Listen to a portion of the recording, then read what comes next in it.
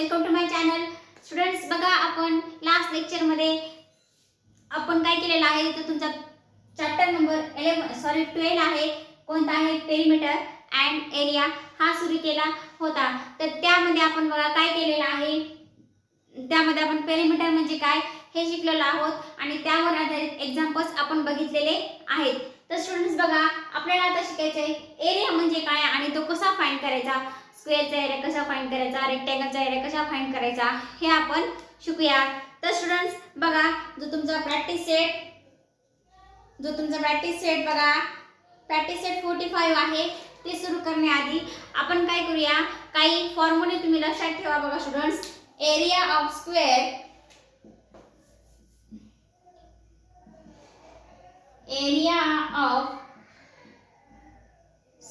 is equal to side multiply by side. म्हणजे students काय होणार, साइडचा स्क्वेअर. तर बघा स्टुडंट्स, हे काय झालं तुमचं area of square. Area of square तुम्ही या फॉर्म्युलाने फाइंड आउट करायचं आहे. आता स्टुडंट्स बघा, तुम्हाला काय दिलेलं आहे, आता तुम्हाला एरिया ऑफ रेक्टँगलचा फॉर्म्युला आहे. तर एरिया ऑफ रेक्टँगलचा फॉर्म्युला काय आहे, area of rectangle is equal to काय आहे, area of rectangle is equal to length into breadth. तर बघा स्टुडंट्स, हे दोन फॉर्म्युले तुम्ही पाठ करायचे आहेत आणि यावर आधारित तुमचा प्रॅक्टिस सेट 45 आहे. तर स्टुडंट्स बघा, आपण काय करूया, प्रॅक्टिस सेट 45 स्टडी करूया. प्रॅक्टिस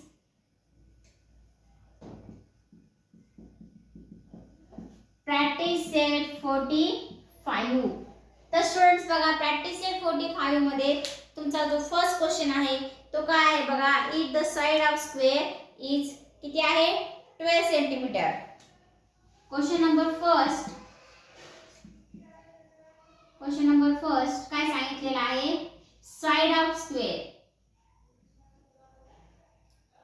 म्हणजे साइड किती दिलेली आहे बघा स्टुडंट्स, स्क्वेअरची तुम्हाला 12 सेंटीमीटर दिलेले आहे. तर विचारलेलं आहे की फाइंड इट्स एरिया. काय विचारलेलं आहे, मग तुम्हाला काय करायचं आहे, एरिया काढायचा आहे.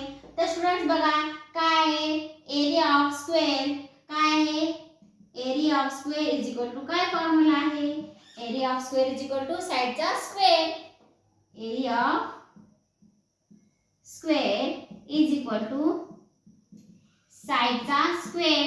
स्टुडंट्स बघा किती इझी आहे, मग साइडचा स्क्वेअर म्हणजे साइड किती आहे, 12 सेंटीमीटर. मग 12 चा स्क्वेअर काय आहे ना स्टुडंट्स, 144 सेंटीमीटर. मग तुम्ही लिहायचं, the area of square is 144. The area of square is 144 centimetre. किती सोपं आहे, खूप इझी आहे स्टुडंट्स. बघा तुम्हाला इथं काही लक्षात ठेवायची गरज नाही, फक्त फॉर्म्युला लक्षात ठेवायचा आहे आणि डायरेक्ट तुम्ही आन्सर काढू शकता. बघा स्टुडंट्स, याचं आता अशाच प्रकारे आपण काय करूया, याच्यामधला क्वेश्चन नंबर 2 बघूया. Question number 2. आता बघा स्टुडंट्स, क्वेश्चन नंबर 2 काय आहे, if the length of A rectangle is 15 centimetre. काय दिलेले आहे, length of rectangle. Question number 2, length of rectangle किती दिलेली आहे, लेंथ ऑफ रेक्टँगल तुम्हाला 15 सेंटीमीटर दिलेली आहे.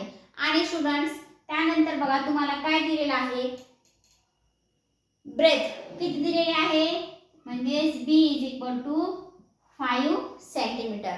आणि स्टुडंट्स तुम्हाला काय विचारलेलं आहे, त्यांनी की तुम्हाला विचारलेलं आहे find its area.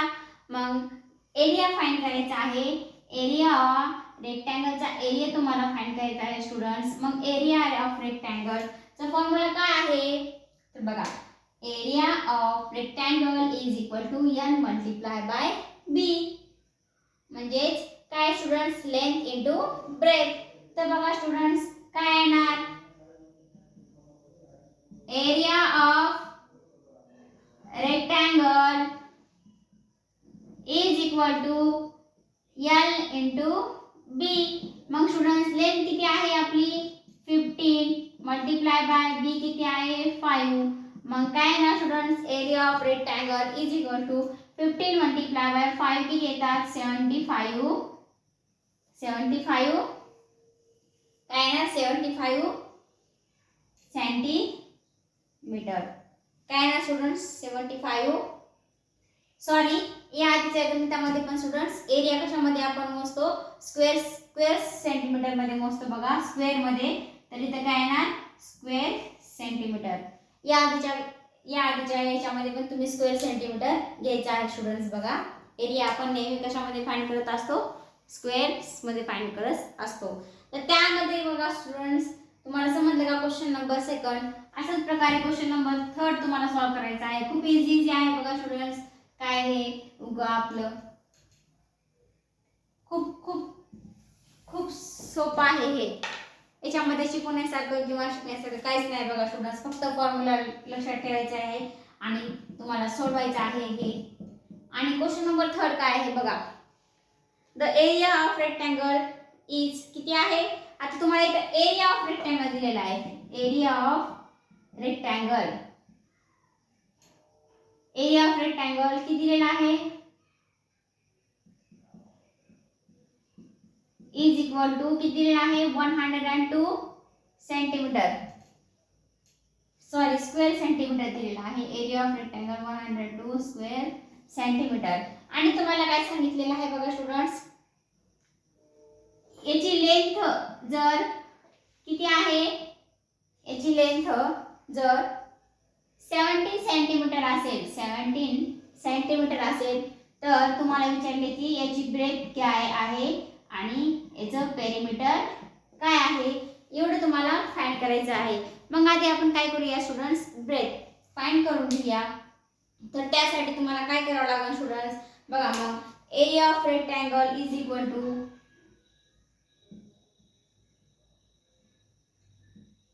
Area of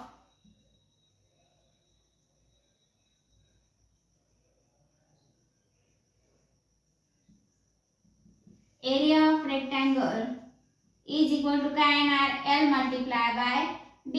मग स्टुडंट्स बघा आपल्याला काय दिलेलं आहे एरिया ऑफ रेक्टँगल किती आहे 102 आणि 17 काय आहे लेंथ मल्टिप्लाय बाय B. दिली की B ची व्हॅल्यू नाही. मग काय येणार स्टुडंट्स बघा हे काय होणार तुमचे 102 इकडे काय येणार डिवाइड मध्ये येणार आणि इकडे काय येणार स्टुडंट्स B. इथे किती येणार 76 जा 102 76 जा 102. मग इथे काय येणार B इज इक्वल टू 6. आता बघा स्टुडंट्स आपण काय केलेलं आहे B म्हणजेच काय ब्रेथ फाइंड केलेली आहे. आता आपल्याला काय करायचं आहे स्टुडंट्स पेरिमीटर ऑफ रेक्टँगल काढायचं आहे.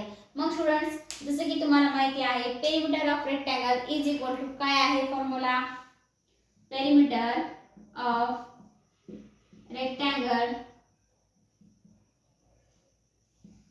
Is equal to 2 in bracket L plus B. हा काय आहे पेरिमीटरचा फॉर्म्युला आहे स्टुडंट्स. मग व्हॅल्यू ठेवायच्या 2 इन ब्रॅकेट L किती आहे 17 सेंटीमीटर प्लस B आपण आताच काढलंय किती आहे 6 आणि त्यानंतर बघा 17 प्लस 6 किती होतात स्टुडंट्स 17 प्लस 6 23 आणि 23 मल्टिप्लाय बाय 2 किती होतात 46 सेंटीमीटर.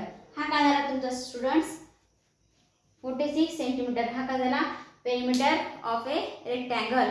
अशा प्रकारे तुम्ही काय करायचं आहे स्टुडंट्स क्वेश्चन्स सॉल्व करायचे आहेत. खूप इझी आहेत बघा.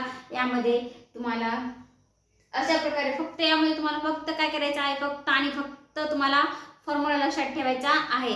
बाकी सगळं तुम्ही तुमच्या मनानं सगळं काही सॉल्व करू शकता. इतकं सोपं आहे स्टुडंट्स. आता बघा आपण यानंतरच्या नेक्स्ट पार्टमध्ये यानंतर जो तुमचा नेक्स्ट प्रॅक्टिस सेट आहे तो शिकणार आहोत. Thanks for watching this video. भेटूया पुढच्या व्हिडिओमध्ये.